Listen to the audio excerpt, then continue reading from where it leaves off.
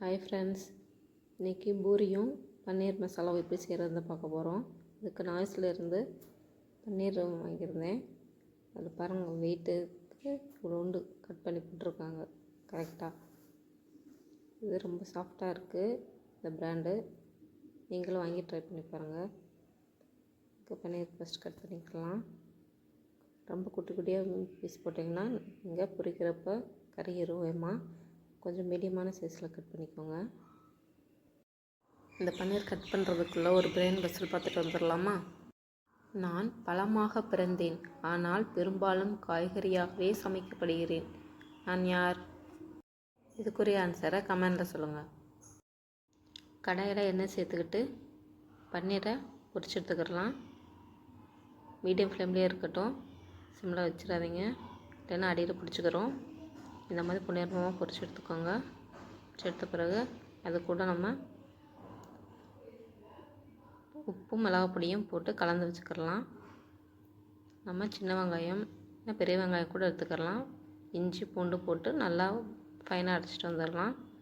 அதுக்குள்ளே அந்த எண்ணெயில் பட்டை கிராம்பு எல்லாம் போட்டு பொரிய விட்டுட்டு அதுக்கு அடுத்து நம்ம வெங்காயம் சேர்த்துக்கலாம் பேஸ்ட்டை. அதுக்கப்புறம் தக்காளி அரைச்சி வந்துட்டு தக்காளி பேஸ்ட்டை சேர்த்துக்கலாம். இதை கொதிக்கவே அதில் கலர் வந்துடும்.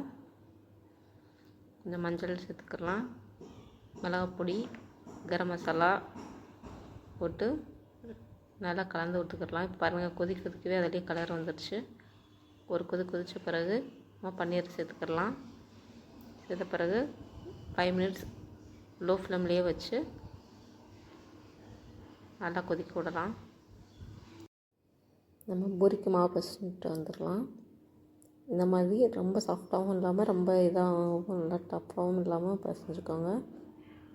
இப்போ அது கொதிச்சிருச்சு. இப்போ நம்ம பொரிச்சிடலாம். நல்லா எண்ணெய் சூடான பிறகு கொடுங்க. இந்த மாதிரி தூக்கி விட்டோம்னா நல்லா புசு புசுன்னு வரும். ஃபஸ்ட்டு சொதப்பிடுச்சு.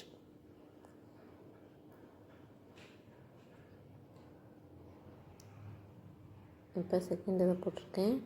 இதில் எப்படி வருது பாருங்கள். நம்ம எண்ணெயை அது மேலேயே நல்லா இது பண்ணி விட்டால் தான் நல்லா புசு புசுன்னு அது எலும்பு வரும். அந்த சூட்டுக்கு அதுக்கும் இப்போ பாருங்கள், இதில் புசுன்னு வந்திருக்கா. நல்லா பிடிச்சி பூரி பன்னீர் மசாலா ரெடி. வாங்க சாப்பிட்லாம். லைக் பண்ணி ஷேர் பண்ணி சப்ஸ்கிரைப் பண்ணிக்கோங்க.